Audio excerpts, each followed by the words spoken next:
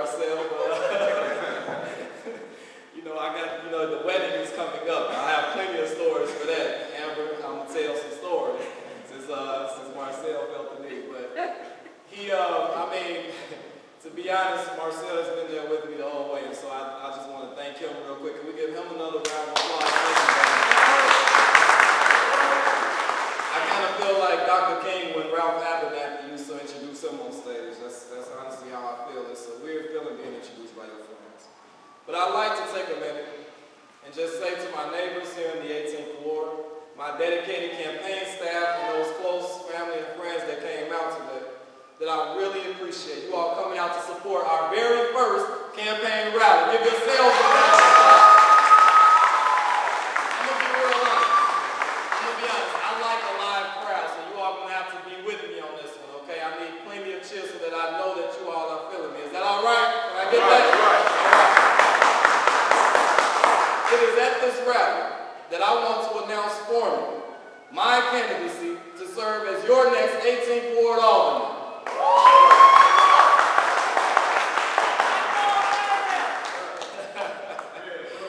So let me start by getting something out of the way. We have to have a serious moment. It's a question that I am asked almost every day, something I have to clear up.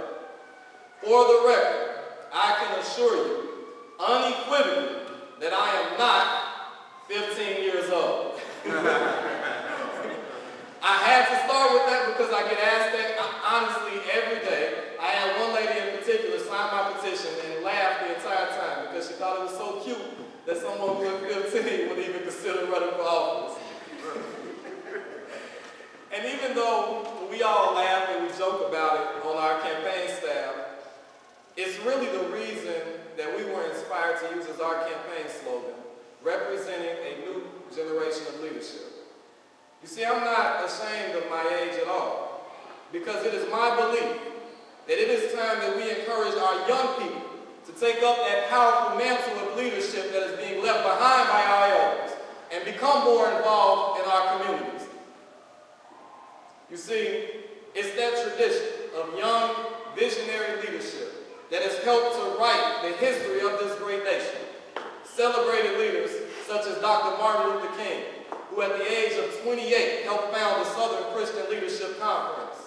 Or more recently, our president, I like saying that, our president, Barack Obama, who at the age of 24 moved to Chicago to serve as the director of the Roseland Developing Communities Project. See, a lot of folks forget that.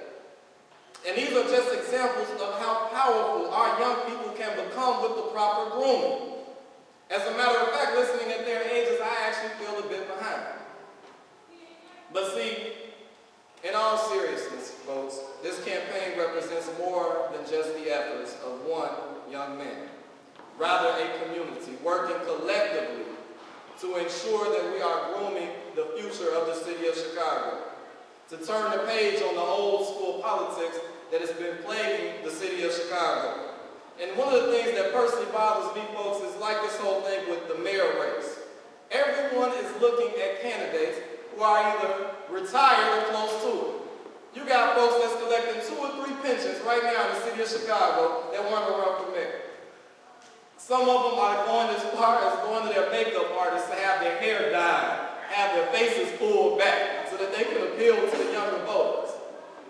And while, quite honestly, I think it's hilarious, it really begs the question why some of these reputed leaders aren't reaching back to pull up young candidates with new ideas and a fresh perspective, and more importantly, a clean slate. But see, the sad answer, family, is that we have become too used to self-centeredness in our politics. So much so that we have all but lost faith in the political process. And while I cannot correct the past, the politics of the past, I can introduce a new order of business starting right here in the 18th Ward.